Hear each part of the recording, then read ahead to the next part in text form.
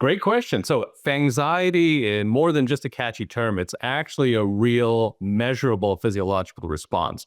So, when you're watching something very high stakes, like the Jays in the extra innings, your brain doesn't just see it as entertainment. It actually interprets it as a emotional tension and a potential threat. So, you will have a triggering of that fight or flight response that you normally would. So here's what really happens. The amygdala, which is the brain's emotional alarm system, will detect high stakes and send a signal to the hypothalamus, which is then going to activate your sympathetic nervous system. That's going to set off a cascade of stress responses, primarily adrenaline and cortisol. That's going to prepare your body for action. So you'll see your blood pressure and your heart rate is going to spike. Your breath might quicken a little as well, and you do get that muscle tension.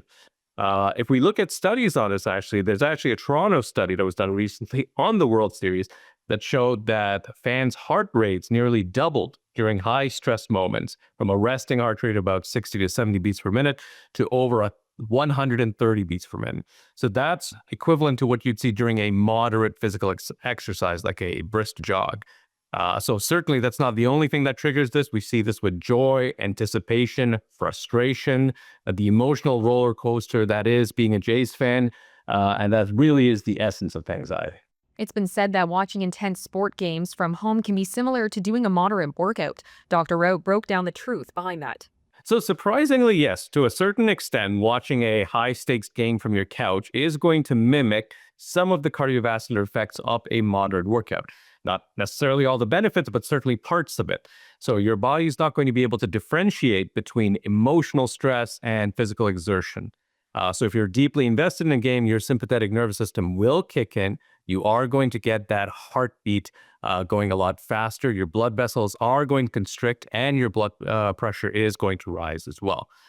So what we do see is that heart rate is going to increase even when watching it on TV. It's going to increase a lot more if you're watching it live, of course. And for most people, this is something that's safe and temporary. But those with underlying heart conditions, it is something you have to keep into account. We asked Dr. Rout why sports in particular triggers such a strong physical reaction, even though most of the time we're just sitting on the couch. So sports aren't just games. For us, we're very emotionally invested in them. They're emotionally immersive, socially charged experiences there.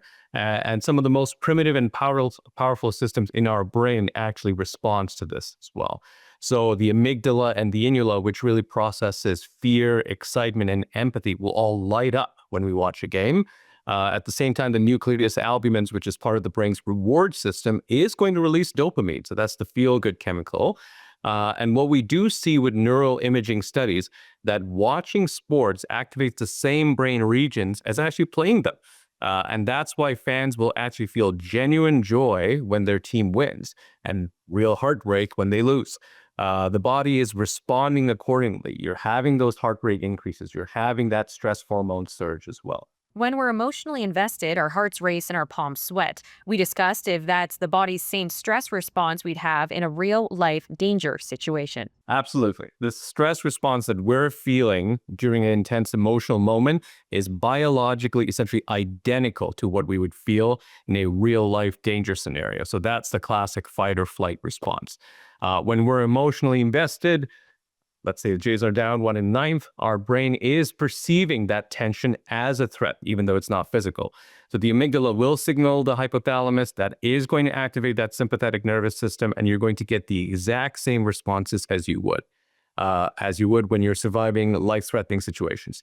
Now, the body is not going to distinguish between that real danger and the emotional intensity.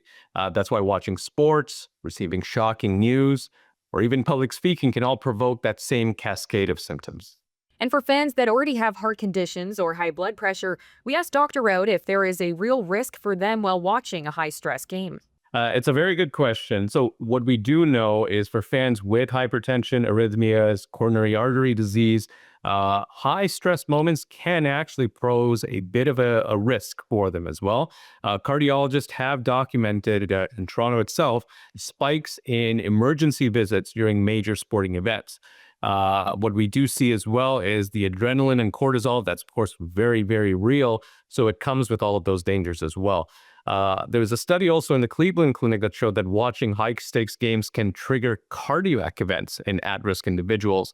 And then we can see that as well because we're seeing the heart rates doubling. So it still puts us into significant stress. So that's why we do look at some avoidance strategies to minimize those risks as well. For most people, this stress response is dangerous, but we asked Dr. Out for advice on how people can pace themselves through a long playoff run.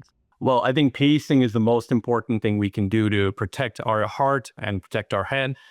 So first of all, I think knowing our limits is very important. If we have a heart condition, high blood pressure, or history of anxiety, I think we should look at talking to our physician. So talk to your doctor before the playoffs begin.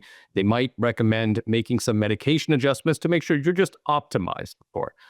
Second, you always want to build in some recovery time as well. Recovery time is very helpful, and that's going to help activate your parasympathetic nervous system. So just lower your heart rate and blood pressure as well. Third, which is a great one, which is watch with others. What we do know is social connection buffers stress a lot. So shared emotional experiences, watching the games with other people, even intense ones, are actually easier to process when we're with friends and family. So it's not just about cheering together, really, it's about regulating each other's emotional highs and lows. And then finally, it would be remiss not to say this, but you do want to hydrate, limit the alcohol as much as possible, and avoid excessive caffeine. We do know that those substances can amplify your body stress response as well. And during the Jays 2025 run, at least last week, what we did see is Toronto hospitals did note that dehydration and stimulant use did contribute to a bit more ER visits than usual. So definitely enjoy the ride, but treat it like a marathon and not a sprint.